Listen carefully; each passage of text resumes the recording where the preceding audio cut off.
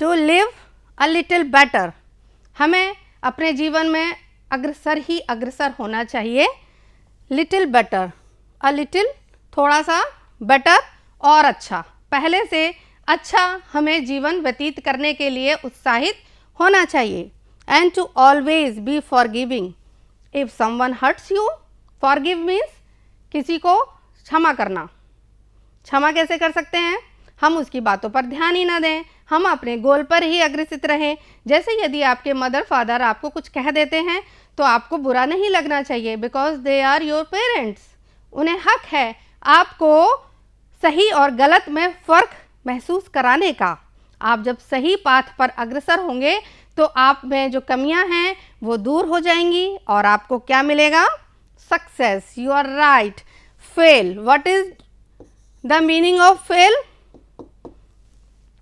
According to Abdul Kalam, if you get failure at any step of your life, तो don't be full of despair। तब हमें क्या करना है? इस फेल को रिमाइंड करना है, this is first attempt in learning. और यदि आप कहीं इंटरव्यू के लिए जाते हैं और यदि वहाँ आपको बोल देते हैं नो वैकेंसी, तो उस नो का क्या मीनिंग होता है? उसे भी पॉजिटिव हमें लेना चाहिए। NO, the meaning of NO here, next opportunity. अब आप एक देख सकते हैं इम्पॉसिबल वर्ड है। इम्पॉसिबल वर्ड में पॉसिबल खुद ही छुपा हुआ है। इम्पॉसिबल में से आपको पॉसिबल करके दिखाना है। And if somebody says it is the end of your career, तो अब्दुल कलाम जी कहते हैं कि एफर्ट नेवर डाइज। इसमें भी हमें पॉजिटिविटी ढूंढनी चाहिए। When you are alive you can do better and better in your career. जिस तरह से हमने अभी टॉमस अल्वा एडिसन का उदाहरण देखा, जिस तरह से हमने अभी राइट ब्रदर्स का उदाहरण देखा, तो उसी तरह से हमें अपने लाइफ में आगे बढ़ता रहना चाहिए। What do you think? Great souls like Prophet Muhammad, Aristotle, Steve Jobs and many more are Indians like Mahatma Gandhi, Pandit Jawaharlal Nehru never faced any anxiety or difficulties. Of course बच्चों, सभी के जीवन में difficulties आती हैं और सभी को कहीं ना कहीं फेलियर फेस करना पड़ता है, बट इट डजंट मीन कि उन्होंने अपनी होप छोड़ दी। तब तक नहीं छोड़ी जब तक उन्हें सक्सेस नहीं मिल गई, जब तक उन्होंने अंग्रेज़ों को अपने इंडिया से बाहर नहीं कर दिया, तब तक उन्हें जो है अपने लक्ष्य के लिए प्रेरित वो होते रहे। The next one is to add a little sunshine to the world in which we are living. हमें इस दुनिया में सनशाइन फैलानी है, इस दुनिया में अपना नाम कमाना है। तो क्या करना है? इस दुनिया में हम रहते हुए अपने आप को विकसित कर सकें, अपने आप को सक्सेस की तरफ ले जा सकें। So never give up in despair. Give up means होता है छोड़ देना, डिस्पेयर मीन्स निराशा। हमें निराशा में कभी होप को नहीं छोड़ना चाहिए। We should always try to do our best and think you are through. हर एक के जीवन में ये पद आता है, हर एक के जीवन में परेशानियां आती हैं, लेकिन यू आर थ्रू, आप उससे गुजर चुके हैं। आप ये सोच करके अगला कदम बढ़ाइए। And for there is always a tomorrow. We know that Swami Vivekananda told, do your work as worship without attachments to the results, and there is no shortcut to hard work. These are the words of Mother Teresa and the hope of starting anew. You can start anything at any time, at any moment, at any stage of your life. So children, the world is waiting for you and never give up in despair. This was the message and this was the central idea of the poem. Helen strainer rice ने बहुत खूबसूरती से इस poem को लिखा और हमने इसमें जाना कि राइमिंग वर्ड्स क्या क्या हैं। देखिए, राइमिंग वर्ड्स वो वर्ड्स होते हैं जो आपस में उच्चारण में एक जैसे प्रतीत हों।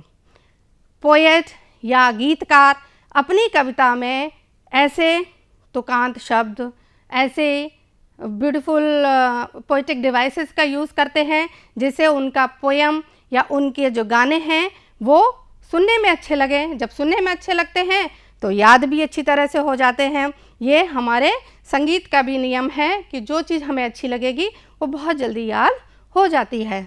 तो हमारे यहाँ पोइटेस हेलन स्टैनर राइस ने भी कुछ राइमिंग वर्ड्स का यूज़ किया है, जैसे beginning and winning. These two words are rhyming together, and in the second stanza you can hear, see, start and hurt. These two words are rhyming together. In the next stanza, forgiving and living. These two words are rhyming together. Look here children, here are new words. जो आपकी कविता में नए words आए हैं उनको हम यहाँ देखते हैं और उनका मीनिंग भी जान लेते हैं। The first one is begin, BEGIN, begin, begin means शुरू। The next word is desire, desire means इच्छा या मंशा, DESIRE। The next word is despair, despair means निराशा, DESPAIR, जिसे हमें अपनी लाइफ में कभी नहीं लाना है। और फेलियर, फेलियर तो मिलते रहते हैं लेकिन हमें सक्सेस में उनको चेंज करना है, FAILURE, फेलियर, फेलियर मीन्स असफलता। फॉरगिव, FORGIVE, क्षमा करना। The next word is fresh, FRESH means ताज़ा। ऑफन, OFTEN, often means अक्सर। The next word is mistake, गलती, मिस्टेक मीन्स गलती। आप यहाँ बच्चों देख रहे हैं टी, लेकिन ये टी साइलेंट है। कुछ इंग्लिश में ऐसे वर्ड्स हैं जो साइलेंट होते हैं लेकिन लिखने में प्रयुक्त होते हैं। अब राइमिंग वर्ड्स जैसा हमने पोएम में भी जाना कि क्या होते हैं और यहाँ कौन कौन से हैं ये देख लीजिए आप। A rhyme is a repetition of similar sounding words occurring at the end of lines in the poems or songs. बच्चों, जैसे एक महिला सुंदर सुंदर आभूषणों का प्रयोग करती है ताकि वो खूबसूरत दिख सके, इसी तरह गीतकार भी अपने इन आभूषणों का प्रयोग करते हैं पोइटिक डिवाइसेस का यूज़ करके। ये उनके आभूषण हैं, जैसे simile, figures of speech, oxymoron या पर्सोनिफिकेशन। और इस पोएम में आए हुए ये वर्ड्स तो अभी हमने देखे थे, beginning, winning, start, hurt, forgiving and living. ये राइमिंग आपस में इनकी वर्ड्स की हो रही है। अब यहाँ पर ये 4 वर्ड्स देखिए, 8, फेस, चिन, न्यू। इनके आगे 3-3 ऐसे शब्द दिए गए हैं जो इनको राइम कर रहे हैं, जो उच्चारण में एक जैसे प्रतीत हो रहे हैं। जैसे 8, अब हम लोग इसको गा के देखते हैं तो अच्छा लगेगा।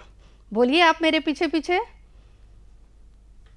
8, date, get, great, face, less, trace, grace, chin, bin, grin, pin, new, due, sue, few. आया ना मजा? The question and answers here. The first question is, why do we wish for another chance?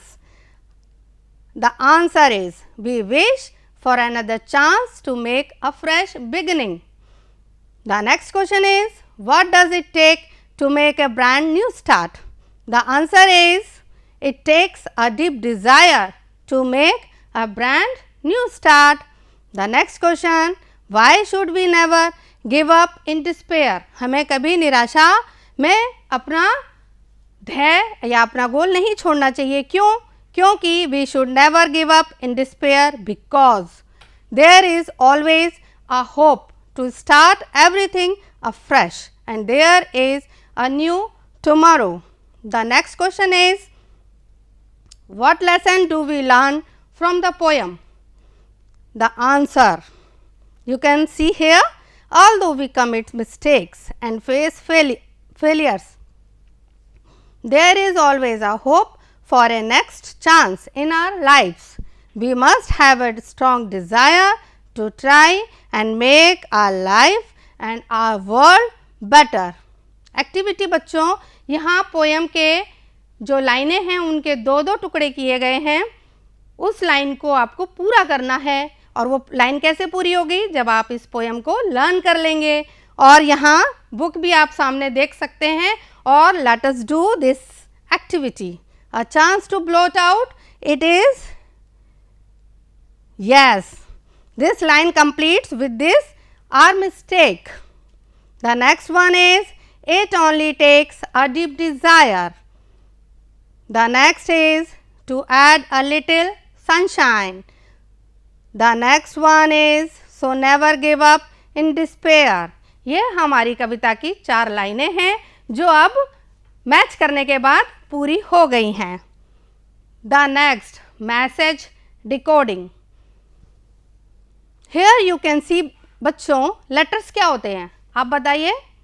Letters वो sound होती है जो प्रत्येक alphabet में दिए जाते हैं ताकि किसी भी भाषा को लिखने में और सुनने में कन्वर्सेशन के दौरान हम उन साउंड्स को अच्छे से आइडेंटिफाई कर लें। तो ये जो लेटर्स हैं वो हैं हमारे इंग्लिश में 26 और जो अल्फ़ाबेट हैं वो उसमें वॉवल्स और कॉन्सोनेंट्स सारे हैं। तो हमारे 26 लेटर्स हैं और यहाँ हर एक लेटर को एक नंबर दिया गया है। ए को 1 दिया गया है, इसी तरह जेड को 26 नंबर दिया गया है। तो यहाँ 1 से लेकर के 26 नंबर्स हैं और ए से लेकर जेड तक 26 लेटर्स हैं। अब हमें करना क्या है? A number has been given to each letter of the alphabet in the table below. Read the table and decode the message. The first one has been decoded. Never, जब यहाँ हमारे पास नंबर हैं तो उनके ऊपर क्या लेटर आएगा वो हमने यहाँ लिख दिया। तो ये हमारा आया never. The next one is gave. The next up. इसी तरह आप और भी कई वर्ड्स बना सकते हैं इन 26 लेटर्स के द्वारा। तो इतनी बड़ी डिक्शनरी बनी है बच्चों। तो आप कई इस तरह की एक्टिविटी को अंजाम दे सकते हैं और इस तरह से लेटर बनाते रहिए और वर्ड्स बनाते रहिए लेटर की सहायता से और आपके पास बहुत अच्छा एक अमाउंट हो जाएगा इस तरह से डिकोडिंग करने का। एंटोनिम्स क्या होते हैं बच्चों? विलोम शब्द। यहाँ कुछ वर्ड्स दिए गए हैं, उनके एंटोनिम्स हैं success, failure, old, new, शालो, deep, never, always and beginning, despair, hope.